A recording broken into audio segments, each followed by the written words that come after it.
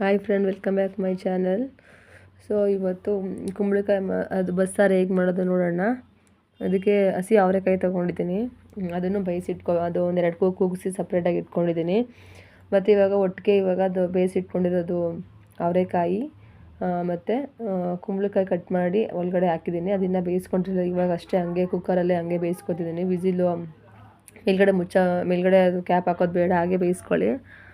ಸ್ವಲ್ಪ ಗೊತ್ತಾಗುತ್ತೆ ನಾವು ಅದು ಹೆಂಗೆ ಬೇಯ್ತಾಯಿದೆ ಅಂತ ಅಂದ್ಬಿಟ್ಟು ಮಧ್ಯೆ ಸ್ವಲ್ಪ ಚೆಕ್ ಮಾಡಿಕೊಂಡ್ರೆ ಸ್ವಲ್ಪ ಬೆಂದಿದೆ ಅಂತ ಅಂದಾಗ ಅದನ್ನು ನಾವು ಬಸ್ಕೊಡ್ಬೇಕಾಗುತ್ತೆ. ಬಸ್ಕೊಂಡು ಹುಳಿ ಸಾರಿಗೆಲ್ಲ ಇಟ್ಕೋಬೇಕು ಮತ್ತು ಅದು ಪಲ್ಯ ಮಾಡ್ಕೋಬೇಕಾಗುತ್ತೆ. ಸೊ ನೋಡೋಣ, ಇವಾಗ ಬೇಯ್ತಾಯಿದೆ ಫ್ರೆಂಡ್. ಇವಾಗ ಅದು ಅವರೆಕಾಯಿ ನಾನು 2 ಕೂಗಿಸಿ ಹಾಕ್ಕೊಂಡಿರೋದು ಒಳಗಡೆಗೆ.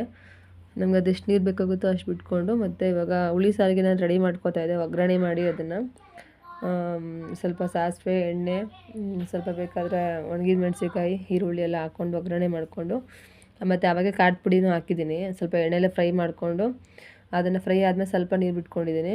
ಮತ್ತು ಇಲ್ಲಿ ಕುಕ್ ಆಗ್ತಾಯಿದೆ ಅದು ಕುಂಬಳಕಾಯಿ. ಆಲ್ರೆಡಿ ಇದನ್ನು ಕುಕ್ ಮಾಡಿ ಇಟ್ಕೊಂಡಿದ್ನಲ್ಲ, ಅದು ಮಿಕ್ಸ್ ಮಾಡಿದ್ದೀನಿ ಅವರೆಕಾಯಿನ, ಹಸಿ ಅವರೆಕಾಯಿ ಅದೆರಡು ವಿಸಿಲ್ ಕುಗ್ಸಿ ಇದು ಮಾಡ್ಕೋಬೇಕಿತ್ತು. ಮತ್ತು ಪಕ್ಕದಲ್ಲಿ ಸಾಂಬಾರು ಆಗ್ತಿದೆ. ಅದು ಕುಕ್ ಆಗಿದೆ ಫ್ರೆಂಡ್. ಇವಾಗ ಅದನ್ನು ನಾನು ಬೇರೆ ಕಡೆ ಬಸ್ಕೊಂಡಿದ್ದೀನಿ, ಇದರಲ್ಲಿ ಇಟ್ಕೊಂಡಿದ್ದೀನಿ ಅದನ್ನು. ಮತ್ತು ಒಗ್ಗರಣೆಗೆ ಈರುಳ್ಳಿ, ಒಣಗಿದ ಮೆಣಸಿನ್ಕಾಯಿ, ಸ್ವಲ್ಪ ಸಾಸಿವೆ ಎಲ್ಲ ಹಾಕಿ ಒಗ್ಗರಣೆ ಮಾಡ್ಕೋಬೇಕು. ಇವಾಗ ಅದು ಕಾಳು ನೋಡ್ಕೊಳ್ಬೇಕು. ಕಾಳು ನೋಡಿ, ಅದು ಹಸಿ ಅವರೆಕಾಳು ಅದು ತೋರಿಸ್ತಾ ಇದ್ದೆ ನಿಮಗೆ. ಬೆಂದಿದೆಯಾ ಫಸ್ಟೇ ಬೇಯಿಸ್ಕೊಂಡಿದ್ದೆ.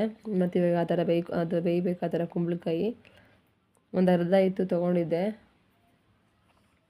ತೊಗೊಂಡು ಪಲ್ಯಕ್ಕಾಗುತ್ತೆ ಮತ್ತು ಬಸ್ಸಾರು ಮಾಡ್ಕೋಬೇಕು, ಚೆನ್ನಾಗಿರುತ್ತೆ ಇದರಲ್ಲಿ. ಆ ನೀರನ್ನೇ ನಾನು ಯೂಸ್ ಮಾಡ್ಕೋತೀನಿ ಬಸ್ಸಾಂಬಾರು ಮಾಡೋಕ್ಕೆ. ಇವಾಗ ಪಲ್ಯ ಮಾಡಬೇಕಲ್ಲ, ಅದಕ್ಕೆ ಒಗ್ಗರಣೆ ಮಾಡ್ಕೋತಾ ಇದ್ದೀನಿ.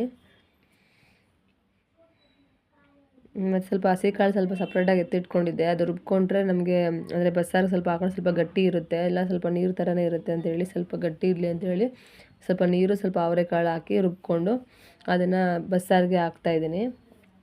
ಸ್ವಲ್ಪ ಬಸ್ಸಾರಿಗೆ ಸ್ವಲ್ಪ ಹುಣಸೆಹಣ್ಣು ತಂದಾದರೆ ಸ್ವಲ್ಪ ಇದು ಮಾಡಿ ಇಟ್ಕೋಬೇಕು. ಬಿಸಿಲಲ್ಲಿ ಹಾಕಿ ಇಟ್ಕೊಳ್ಳಿ, ಒಂದು ನಿಂಬೆಹಣ್ಣು ಗಾತ್ರದಷ್ಟು ಹುಣಸೆಹಣ್ಣನ್ನು ಅದನ್ನು ಕಲಸಿ ಕಿವುಚಲ್ಲಿ ಬಿಟ್ಕೊಳ್ಳಿ ಬಸ್ಸಾರಿಗೆ. ಇದು ರುಬ್ತಾ ಇದ್ದೀನಿ. ಇವಾಗ ರುಬ್ಬಿದಾಗಿದೆ. ಇವಾಗ ಸಾಂಬಾರಿಗೆ ಅದು ಮಿಕ್ಸ್ ಮಾಡ್ಕೋಬೇಕು ಬಸ್ಸಾರಿಗೆ. ಮತ್ತು ನಾವು ಉಳಿದಿರೋದು ಪಲ್ಯ ಮಾಡಿ ಉಳಿದಿತ್ತಲ್ಲ, ನೀರು ಸೋಸ್ಕೊಂಡಿದ್ವಲ್ಲ, ಅದನ್ನು ಅಲ್ಲಿಗೆ ಸಾಂಬಾರಿಗೆ ಬಿಟ್ಕೊಳ್ಳಿ. ಪಲ್ಯಕ್ಕೆ ರೆಡಿ ಮಾಡ್ಕೋತಾ ಇದ್ದೆ ಅದನ್ನು, ಈರುಳ್ಳಿ ಮತ್ತು ಒಗ್ಗರಣೆದು. ಸಾಂಬಾರು ಮಾಡ್ತಾ ಇದೆ ಬಸ್ಸಾರು.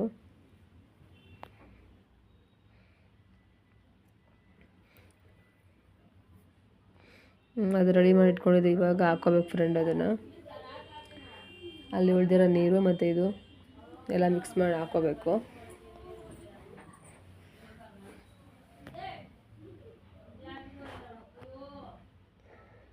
ಇದು ಪಲ್ಯಕ್ಕೆ ರೆಡಿ ಮಾಡ್ಕೊತಿದ್ನಲ್ಲ, ಅದು ನಮ್ಮಮ್ಮ ಹೆಲ್ಪ್ ಮಾಡ್ತಾಯಿದ್ರು ಬಂದು. ನಮಗೂ ಸ್ವಲ್ಪ ಹೇಳ್ಕೊಡ್ತಿದ್ರು ಅದು ಪೌಡ್ರದು ಮತ್ತು ಇದೆಲ್ಲ ಹಾಕೋದಲ್ಲ ಅಂತ ಅಂದ್ಬಿಟ್ಟು.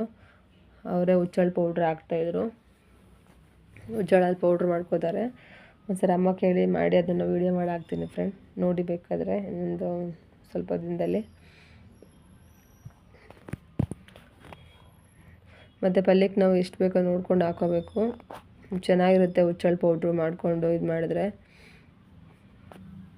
ಅಮ್ಮ ಅದೆಲ್ಲ ಎತ್ತಿದ್ರೆ ಇದಾಗುತ್ತೆ ಅಂತೇಳಿ ಹಂಗೆ ಬಾಣಲಿಲಿ ಸ್ವಲ್ಪ ಇದು ಮಾಡ್ತಾಯಿದ್ದಾರೆ, ಮಿಕ್ಸ್ ಆಗಲಿ ಸ್ವಲ್ಪ ಅಂತ. ಇನ್ನೂ ಸ್ವಲ್ಪ ಹಾಕೋತಿದ್ದಾರೆ, ಎಲ್ಲೆಲ್ಲ ಆಗಿಲ್ಲ ಅಲ್ಲಿಗೆಲ್ಲ.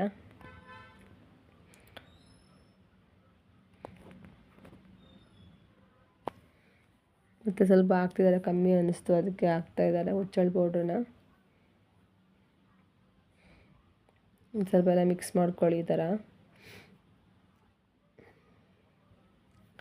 ಚೆನ್ನಾಗಿರುತ್ತೆ ಫ್ರೆಂಡ್ ಪಲ್ಯ, ತಿನ್ನೋಕ್ಕೆ ಚೆನ್ನಾಗಿರುತ್ತೆ.